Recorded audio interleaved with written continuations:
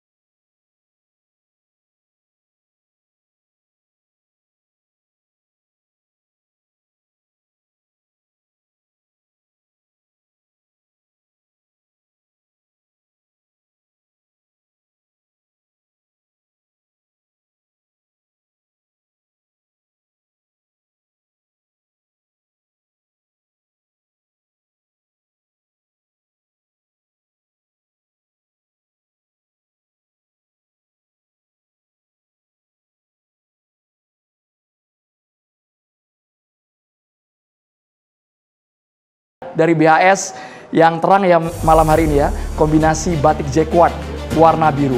Alma mater teman-teman Fakultas Hukum Trisakti, mana suaranya? Ada yang tertarik profesi jadi hakim? Siapa yang mau jadi hakim? Gajinya gede loh. Wah mau, gitu dong, belak-belakan saja kalau mau omongkan dari sekarang. Tapi kalau nakal siap-siap disikat, karena Prabowo ingin hakim sebagai benteng terakhir hukum di Republik ini tidak tergoyahkan, tidak bisa dibeli sama sekali. Kami menghadirkan yang malam hari ini datang, wah ini para praktisi hukum, ada ketua komisi, para profesor, ada juga hakim tinggi. Kami sapa terlebih dahulu yang jauh di sana, yang tidak gabung di studio, ada Profesor Hakristuti Hakrisnowo, Guru Besar Universitas Indonesia. Semoga nanti Prof sinyalnya aman, bisa gabung sama kita Prof ya. Dengan latar belakang pantai bisa dilihat Bapak-Bapak, ternyata guru besar perlu healing juga ya. Bukan hakim yang butuh liburan. Ini juga nih Prof Tuti, terima kasih banyak. Kami juga menghadirkan ada Bang Habibur Rahman, Ketua Komisi 3 DPR RI. Sehat Bang Habibur Rahman. Ini kalau Pak Ketua di DPR kami juga manggilnya yang terhormat ya, yang mulia Pak Habibur Rahman. Kemudian kami juga menghadirkan pakar hukum pidana Unhas Prof Said Karim. Malam Prof Said Karim. Assalamualaikum, selamat malam. Dari mana Prof? Kami dengar jauh-jauh dari Sulawesi ya Prof ya? Dari Makassar. Langsung terbang ke Jakarta demi catatan demokrasi. Terima kasih banyak Siap. Prof. Kami juga menghadirkan Prof Binsar Gultom, Hakim Tinggi Jakarta. Selamat malam. Kalau sering lihat yang di TV, nonton kasus-kasus yang breaking news, Prof Binsar Gultom nih, yang kadang sangar juga statementnya ya. Terima kasih banyak Prof Binsar Gultom. Ada juga praktisi hukum Bapak Luhut Pangaribuan. Selamat malam Bang Luhut. Selamat malam. Kami juga menghadirkan mantan Ketua Komisi Yudisial, bukan dari Jakarta domisilinya, tapi dari Yogyakarta. Kita terbangkan ke Jakarta, Pak Suparman Marzuki. Selamat malam. Malam. Dan juga ada mantan Hakim Agung Mahkamah Agung Prof Gayus Lumbun. Selamat malam Prof Gayus. Boleh Prof kita cek audionya Prof Gayus? Ya, selamat malam. Siap, saya ingin satu pertanyaan yang dijawab oleh semua narasumber yang ada di sini, yang tentunya sangat paham betul bagaimana proses menelaah kasus, kemudian membaca sampai akhirnya memutuskan perkara. Layak tidak gaji hakim dinaikkan secara signifikan? Boleh ke Pak Binsar Gultom dulu Pak. Bersuara lebih dulu Pak. Layak tidak menurut Bapak kenaikan signifikan ini? Karena tadi Pak sebelum kami on air, ada hakim-hakim ad hoc di Indonesia yang nelpon bahwa Mas ternyata gaji hakim ad hoc tidak masuk dalam kategori yang dinaikkan. Padahal perannya kunci untuk memberantas kasus korupsi. Pak Binsar Gultom. Baik, ini dengar ya. Dengar jelas Pak. Terima kasih pemirsa yang budiman. Saya mungkin bisa menyampaikan sepintas kenaikan gaji yang dimaksud seperti apa. Oke. Jadi di sini bukan tunjangan ya yang naik, tetapi gaji pokok. Jadi seperti yang dikatakan oleh Bapak Presiden RI Prabowo Subianto, gaji pokok hakim terendah. Kalau berkeluarga dia sekitar 3.119.984. Ini berdasarkan Peraturan Pemerintah Nomor 44 Tahun 2024. Nah, kemudian kalau diasumsikan setelah pengumuman kenaikan gaji pokok yang disampaikan oleh Bapak Presiden, yang paling junior 280% itu, akhirnya menjadi 8.735.865. Ini yang sudah punya istri dan anak. Yang sudah berkeluarga. Yang sudah berkeluarga. Nah, jadi di sini ada kenaikan gaji 5.500.000 sekian. Lalu kalau gaji pokok golongan tertinggi senior, pengalaman 32 tahun, golongan 4E seperti saya ini. Ini nggak apa-apa kita ya, bukan soal gaji aman Pak ya? Ya, ini memang sudah ada tabelnya di sini, daftar gaji pokok. Jadi tunjangan tidak naik sama sekali. Nah, kalau yang sudah juga berkeluarga, itu gaji pokoknya berdasarkan PP 4424 itu sebesar 7.137.984. Ya. Lalu jika dinaikkan gajinya 280%, maka yang sudah berkeluarga tadi menjadi 19.886.355. Apakah perlu take home pay? Saya sampaikan. Perlu Pak. Nah, take home pay gaji yang paling senior itu akhirnya 46.800.000 ditambah 19.986 sekian menjadi 66.786 lebih. Inilah take on home pay.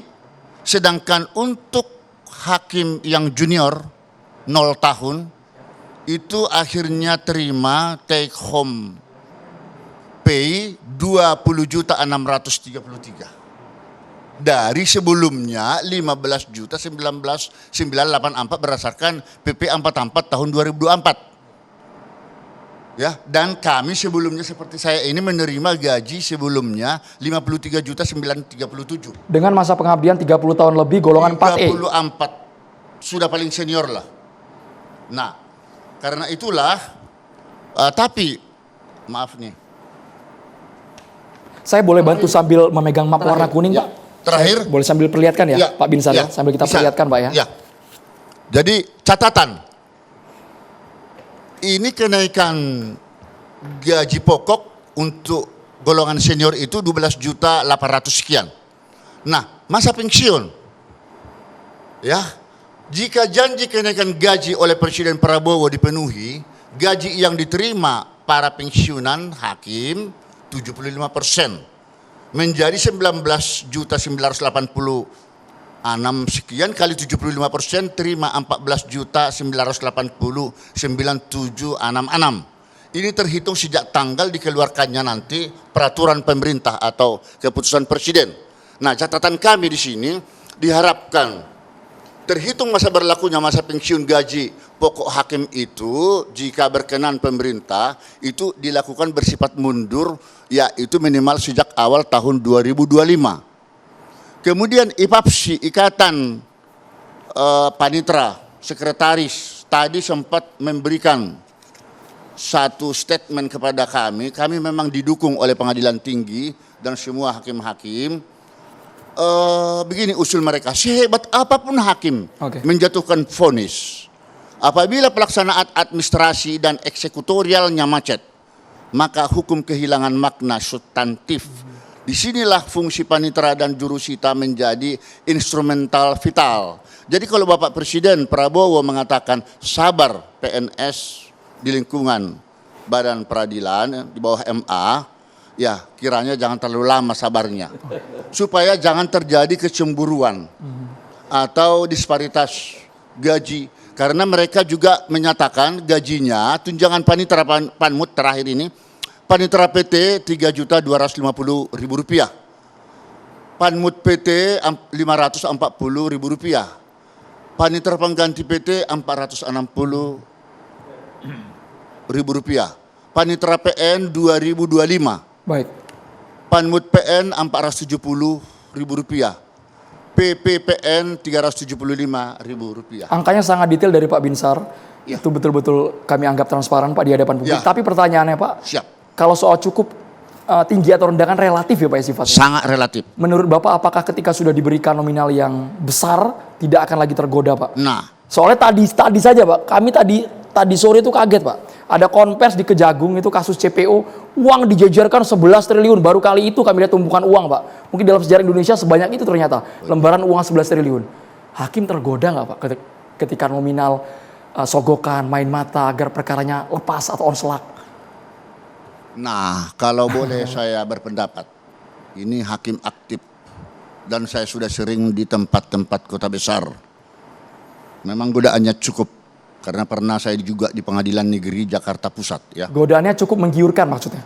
Cukup kalau tidak kuat iman.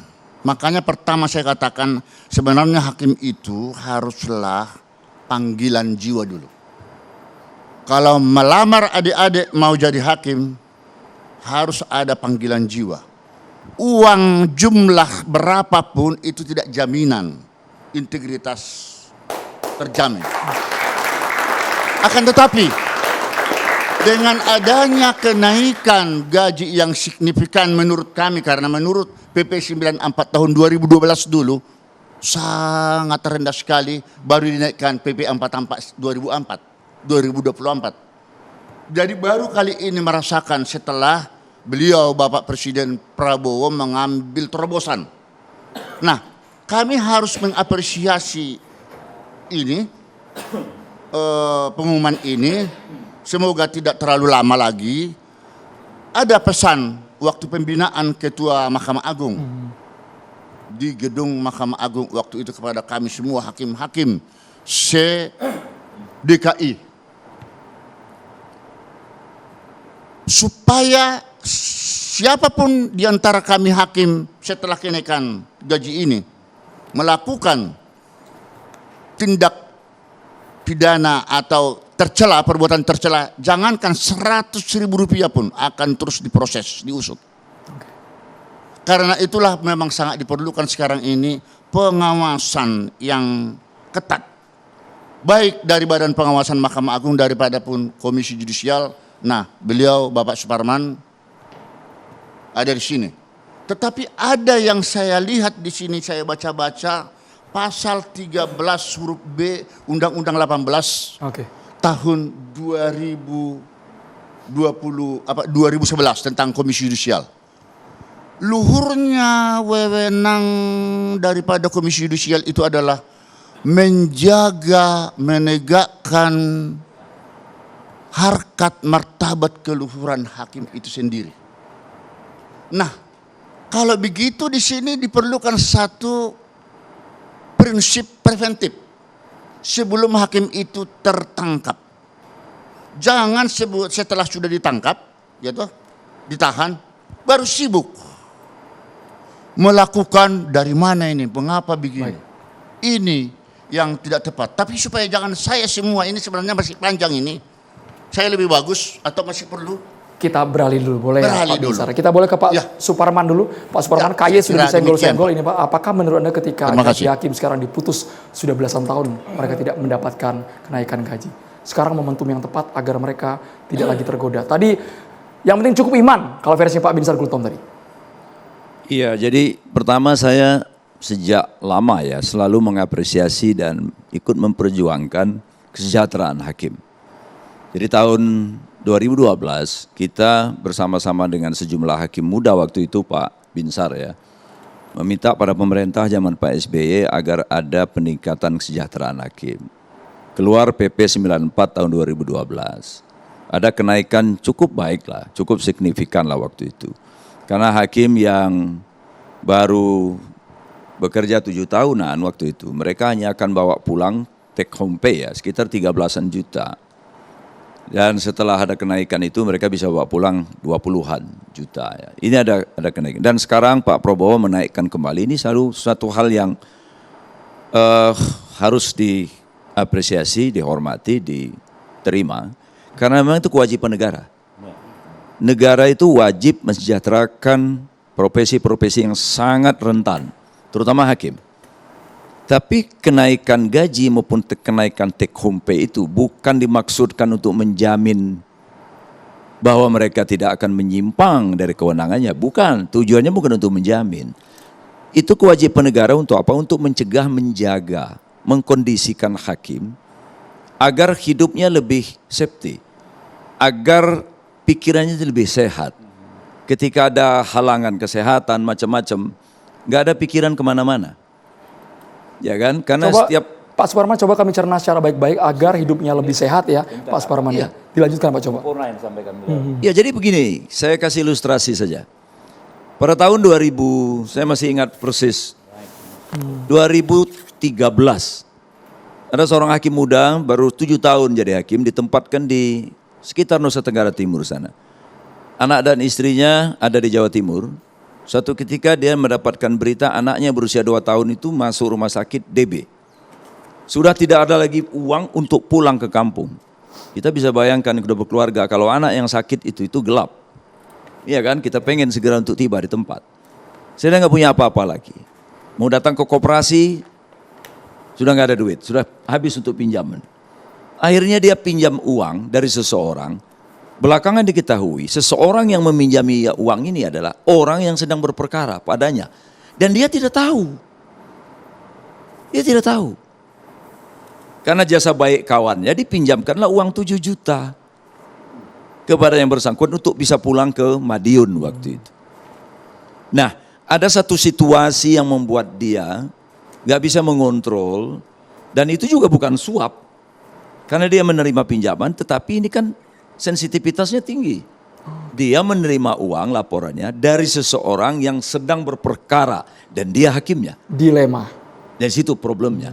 Jadi kalau take home pay hakim ini besar, hal-hal semacam ini tentu akan jauh lebih rasional dia jalankan. Tapi Pak Suparman mengamini bahwa bukan jaminan ketika gajinya besar, take home pay sampai 66 juta tadi Pak Binsar, bahwa ia akan bebas dari godaan itu. Sesaat Bukan lagi jaminan. Bapak-Bapak, kita akan jeda terlebih dahulu hanya di Catatan Demokrasi pemirsa.